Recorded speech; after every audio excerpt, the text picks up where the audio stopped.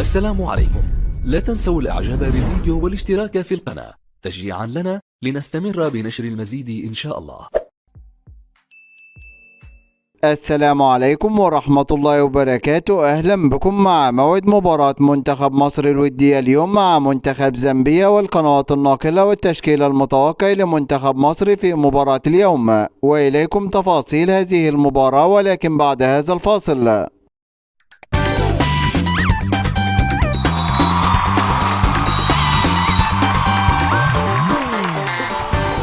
يستعد المنتخب الوطني المصري لمواجهة منتخب زامبيا في مباراة اليوم، وذلك ضمن استعدادات المنتخب المصري لبطولة كأس الأمم الأفريقية لعام 2024. وسوف تنطلق هذه المباراة اليوم الخميس الموافق 12 أكتوبر 2023 12/10/2023 في تمام الساعة 5 مساء بتوقيت تونس والمغرب والجزائر، 6 مساء بتوقيت السودان وليبيا وفلسطين، 7 مساء بتوقيت مصر والسعودية وقطر والعراق واليمن وسوريا، 8 مساء بتوقيت الإمارات وعمان. وسوف تقام هذه المباراة على ملعب استاد هزاع بن زايد بمدينة العين الإماراتية، وسوف تنقل هذه المباراة عبر قناة اون تايم سبورت 1 بصوت المعلق محمد الكواليني. وإليكم الآن التشكيل المتوقع للمنتخب المصري في مباراة اليوم. في حراسة المرمى محمد الشناوي، وفي خط الدفاع محمد هاني ومحمد عبد المنعم وعلي جبري واحمد بالفتوح، وفي خط الوسط مروان عطية وطارق حامد ومحمود حمادة، وفي خط الهجوم محمود حسن تريزيجيه ومحمد صلاح ومصطفى محمد.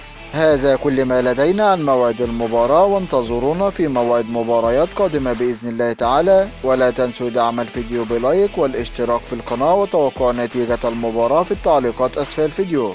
دمتم في أمان الله، والسلام عليكم ورحمة الله وبركاته.